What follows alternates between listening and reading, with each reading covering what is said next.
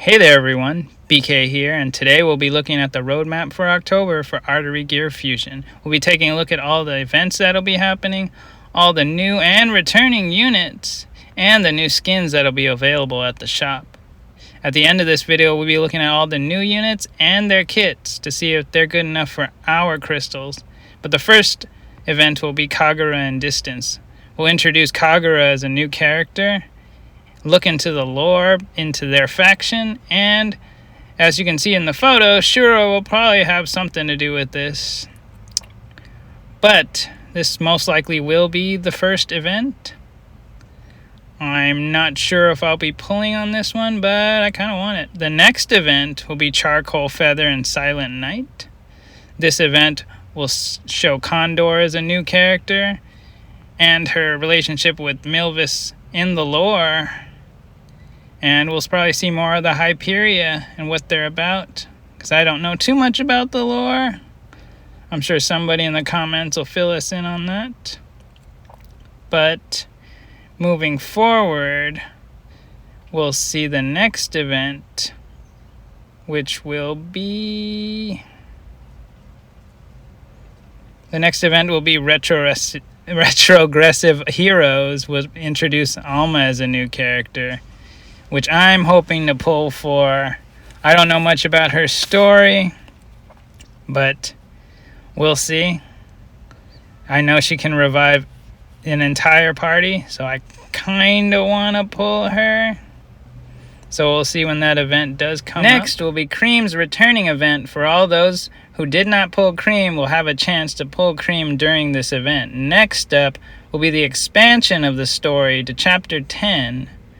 For all those Malore monsters out there to learn more about the story, and for all of us who want to save some more crystals for the next upcoming banners, and even maybe a collab in the future. But we get an expansion on the story. I still need to get a little bit more caught up with the story, as sometimes I do skip it. Not sure if any of you do, but it's good to see the story expanding a little bit more. Next up will be new exclusive armament for Cream and Michelle. I'm actually wanting to see what Cream's does, but we'll look into that a little bit. Next up we have our returning banners of Shura, Cream, and Nina. I'm sure Shura and Cream will come in their respective events, but I'm not sure when Nina's gonna fall in there, but we'll find out. And our brand new banners of Kagura, Alma, Condor, Yuyi, and Milvis is not a brand new unit, but probably going to come with Condor. But we'll have to see and find out. And last but not least, one of my favorites are the new outfits. This Condor outfit looks amazing. This, I can just sit here and watch this all day. But I am definitely going to get this outfit. I don't know if any of you will, but I definitely will be. It is amazing. And moving on to the next outfit is actually going to be in the Union order, and it'll be Kagura's outfit. And this too looks amazing. And there will also be new rewards for these units. And that's going to be it for what's going to happen in October. But after this, we're going to take a look at the new units and their kits, and we'll see if they're worth pulling for us or not. The first unit we'll be taking a look at will be Kagura. Kagura is a Blue Thunder unit, and let's take a look at her ratings. She has an S rating in PvE, A rating in PvP, SS rating in Raid Red, A rating in Raid Blue, and a B rating in Raid Green. So mostly if you do want to use her right now, it looks like she'll be really good in Raid Red. But let's get into her skills. Her S1 deals 100.7% damage to a single target, then heals that ally with the lowest current HP for 7% of their max HP. If Kagura has demonized, then also heal them for an extra amount based on 7% of Kagura's max HP. Healing? Sounds like she's more of a support unit. Demonized. We'll find out what Demonized is a little bit later, but we'll move on to her S2. Her S2 clears 2 debuffs from all allies, then restore 12% of all allies' respective max HP, then extend all buff durations for 1 turn and grant a barrier equal to 20% of Kagura's max HP for 2 turns for all allies. That's pretty good. A barrier and health coming back. That's pretty good. Healing. She seems definitely a support character, but I do like that S2. But let's look at S3. Demonized Kagura gives all allies attack buff and demonize for 2 rounds. At the beginning of an enemy's turn, advance own action bar by 10%. Attack buff and demonize for 2 rounds? That sounds really good. Let's see what demonize does. These are her stats. Seems very support-like. Her imprints are much like a support character's, but she has crit chance. So for each rank, she will get HP for herself and crit chance for the entire party, excluding herself. She doesn't have any unique equipment. She's definitely a blue supporter, PvE and raid specialist. So Demonize is pretty much lifesteal set. Recover a health of 20% damage dealt in buff form. That's pretty good.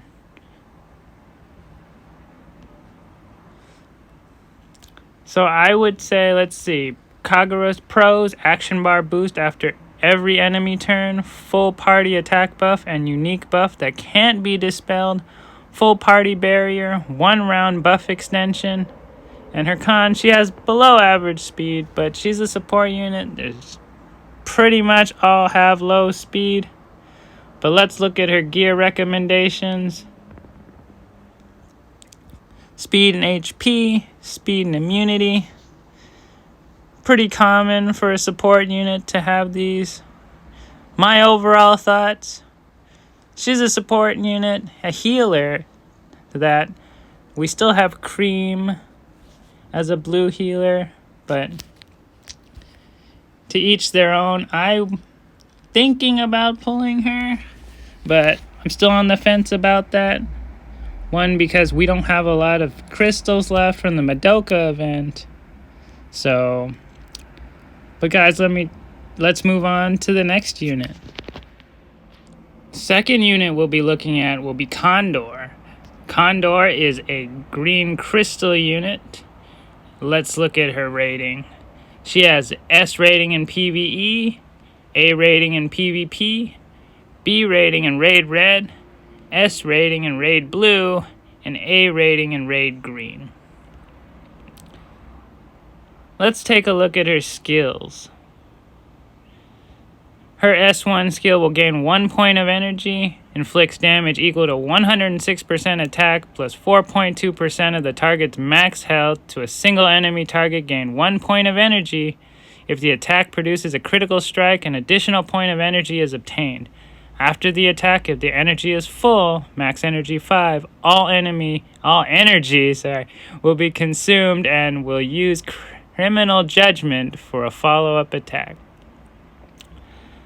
Sounds interesting. I'll have to see this one in action. But we'll move on to the next S2. This one gains 2 points of energy, deal 100.7 damage to all enemy targets, and gain 2 energy points. I'm starting to see a theme here that she gains, trying to gain a lot of energy. Still, don't have much judgment on it. Wonder what everybody else thinks. So onto our S3, gains 3 energy points, inflicts 111.3% damage to all enemy targets with a 75% chance of causing defense down to the targets, lasts for 2 turns, and gains 3 energy points. When using this skill for additional attacks, no energy will be gained.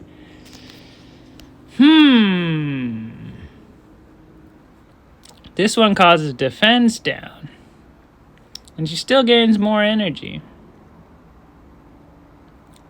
Still, Still sounds like a very, very typical Hyperion unit, like Milvis. But we'll look at her attributes, her stats. She is a little fast. She's very similar to Milvis, actually. Her imprints, much like Milvis, she actually gives critical chance for herself with every rank. And she also gives status accuracy to the party. Very, very similar to Milvis. So, according to the analysis, this unit can pretty much do whatever you want it to do. Whatever you want to build her to be, DPS, sub-DPS, support, she can pretty much do it all. We'll look at her pros. You can get 100% defense down when S3 is upgraded. She has good AoE, procs a lot of follow-up attacks. Her cons, no energy gain from S3 follow-ups, and her base S3 cooldown is very long. Her gear recommendation is speed and crit chance. Very, very similar to Milvis. I would label her as any other Hyperia.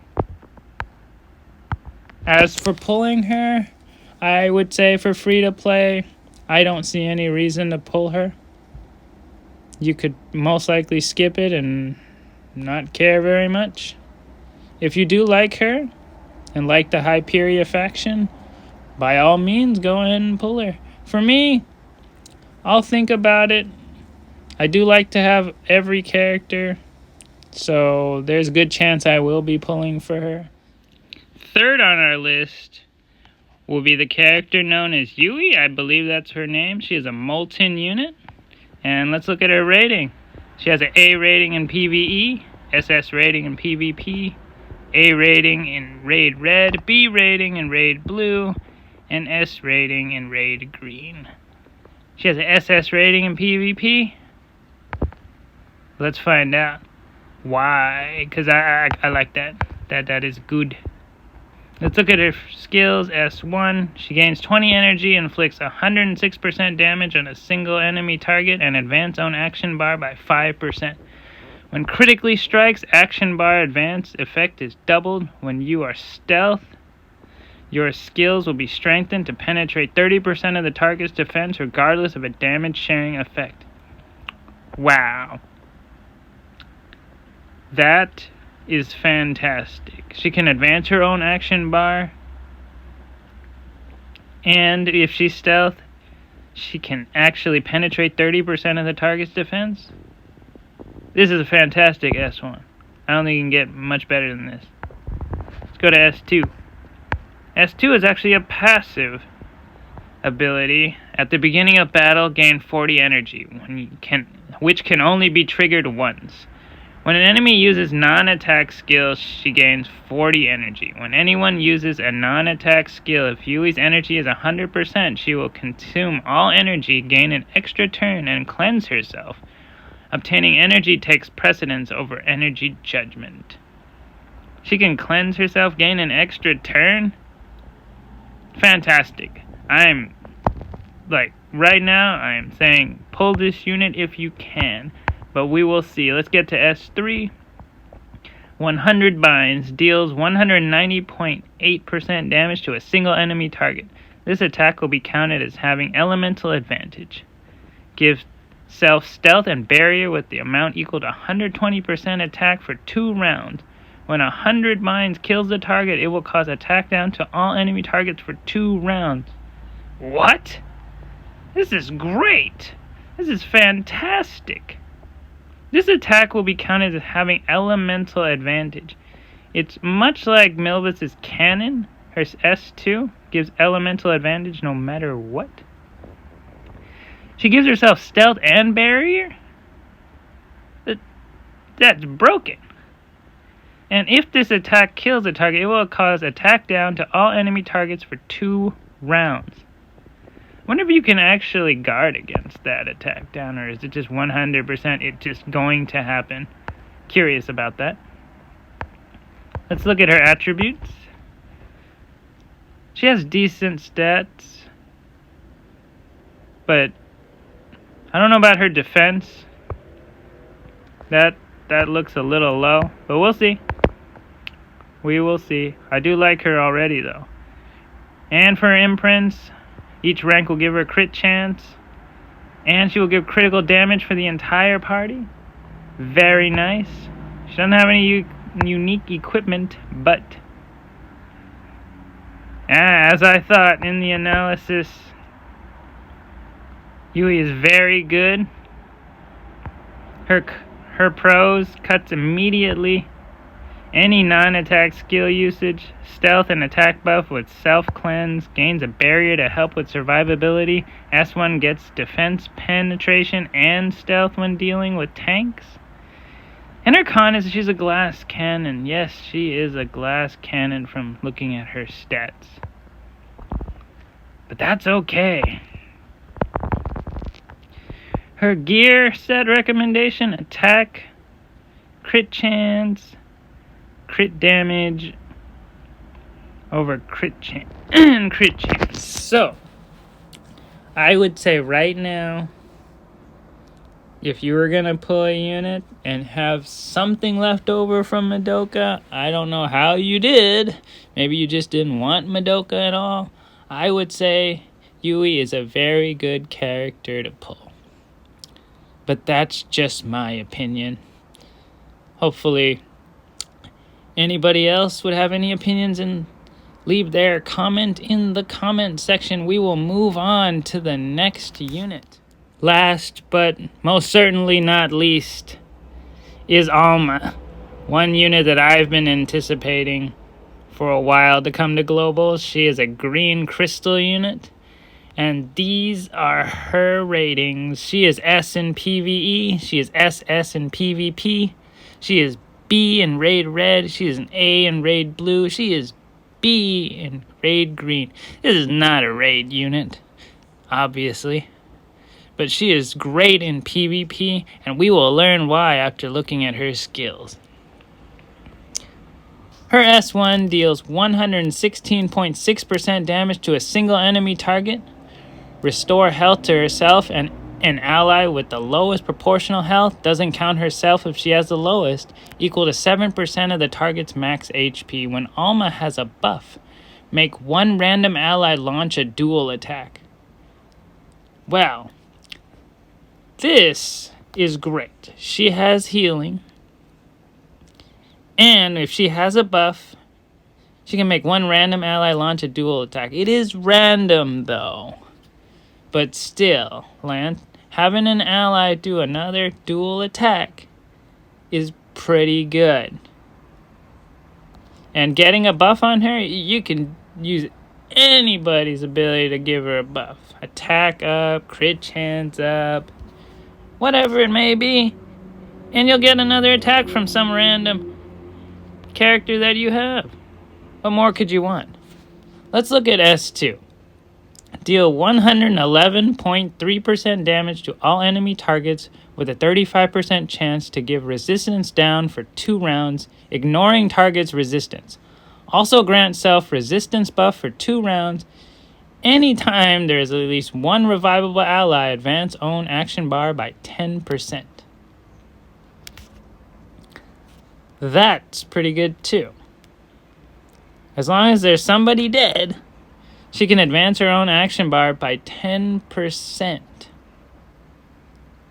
Now, might not seem like the greatest based on her stats, but because of her last S3 that we're about to learn about, this is fantastic. The more turns she gets, the better. Because her S3 Immortal Gospel has a 6-turn cooldown. It decreases the duration of all allies' debuffs by 1 round, revive all allies, if any, and restore them to 25% of their max health.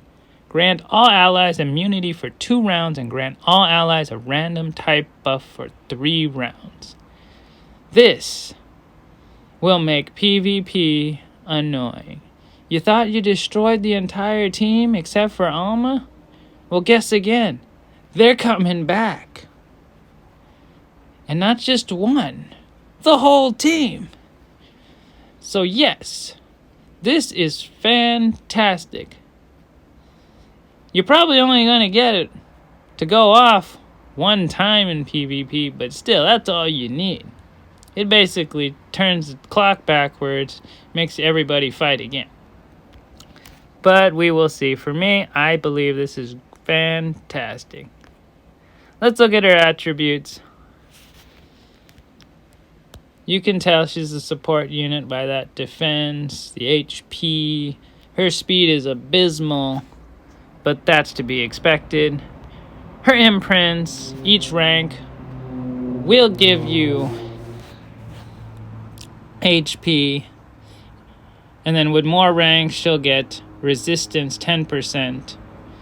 This definitely says rank 2 gets the resistance 10%. And then rank 5. I wonder if that's true, or is that just a typo? We'll find out one day when she comes out. She's indeed the second character released with a revival type skill, and it's full team revival. Like I said before, this will make PvP very long unless you can wipe her out, but I'm pretty sure we're all going to stack the defense so high and HP that no one's breaking through that. Her pros: full party revive, full party immunity, action bar boost. S2 ignores target's resistance. The easy buffs. You can just put anything on her. Means dual attacks galore out of S1. You're just going to get dual attack all the time. We are RNGing our team, just hoping the one we want wants to attack. Her cons, she doesn't have any. She's that good. Her gear set recommendation: HP and immunity, HP and defense, speed and immunity. So I'm going to try some different things. I really want her to be as tanky as possible. But I also probably want to mix in a little speed. So we'll see when we get her. I'm interested in seeing what others think about what we can do with this unit. But for now, I'm definitely knowing that I will be pulling her. I will be saving and purchasing quite a bit. But if you are free to play and still want to save for most likely Stylet coming in the near future, by all means go ahead.